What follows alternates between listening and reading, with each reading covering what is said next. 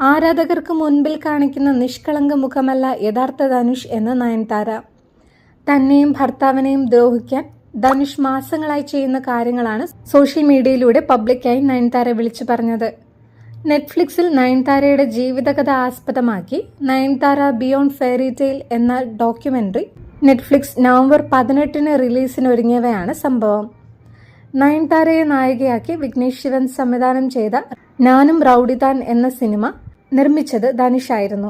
ഈ സിനിമയുടെ സെറ്റിൽ വെച്ചായിരുന്നു നയൻതാരയും വിഘ്നേഷ് ശിവനും പ്രണയത്തിലാവുന്നത്. അതുകൊണ്ട് തന്നെ ഡോക്യുമെന്ററിയിൽ ഇതിനെക്കുറിച്ച് പരാമർശമുണ്ട്.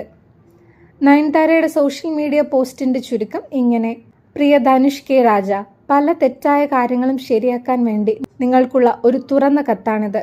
നിങ്ങളുടെ അച്ഛന്റെയും സഹോദരന്റെയും അനുഗ്രഹത്തോടെ സിനിമയിലെത്തിയ എസ്റ്റാബ്ലിഷ്ഡ് ആയ ഒരു നടന് ഇത് വായിച്ചാൽ മനസ്സിലാവേണ്ടതാണ്.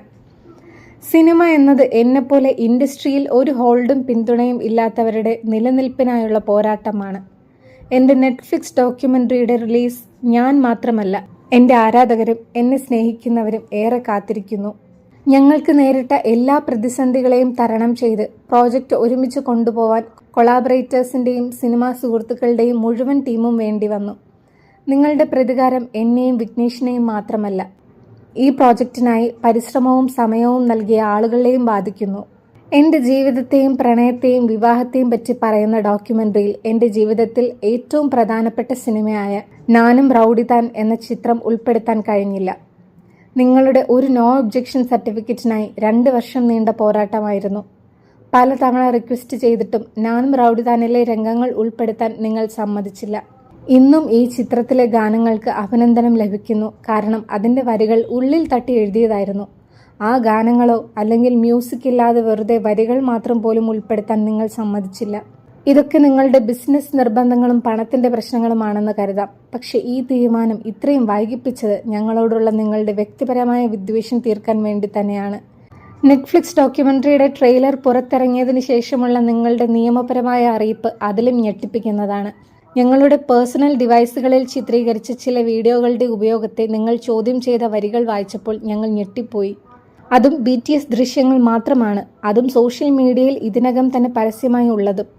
കേവലം 3 സെക്കൻഡുള്ള വീഡിയോയ്ക്ക് നഷ്ടപരിഹാരമായി നിങ്ങൾ ചോദിച്ചത് 10 കോടി രൂപയാണ്.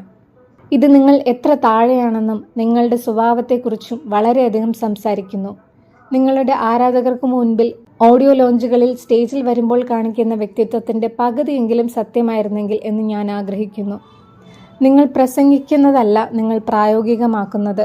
സിനിമ പുറത്തിറങ്ങി ഏകദേശം 10 വർഷമായി. ലോകത്തിന് മുന്നിൽ മുഖംമൂടി ധരിച്ച് ഇങ്ങനെ നീചനായിരിക്കുന്നു.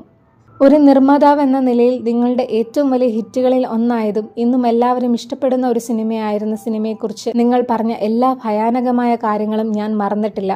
റിലീസിന് മുൻപായി നിങ്ങൾ പറഞ്ഞ വാക്കുകൾ ഇതിനകം ഞങ്ങൾക്ക് ഉണങ്ങാത്ത മുറിവുകളായി അവശേഷിക്കുന്നു. സിനിമ ബ്ലോക്ക് ബസ്റ്റർ ആയപ്പോൾ അത് നിങ്ങളുടെ ഈഗോയെ ഹർട്ട് ചെയ്തുവെന്ന് ഫിലിം സർക്കിളിൽ നിന്ന് ഞാൻ മനസ്സിലാക്കി.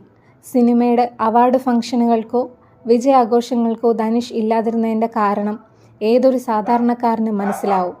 മറ്റുള്ളവരുടെ സന്തോഷത്തിലും സന്തോഷം കണ്ടെത്താൻ ശ്രമിക്കണമെന്നും ധനുഷിന്റെ ലീഗൽ നോട്ടീസ് നിയമപരമായി നേരിടുമെന്നും എന്നാൽ ദൈവത്തിന്റെ കോടതിയിൽ നിങ്ങൾക്ക് വിജയിക്കാനാവില്ല എന്നും നയൻതാര കൂട്ടിച്ചേർത്തു.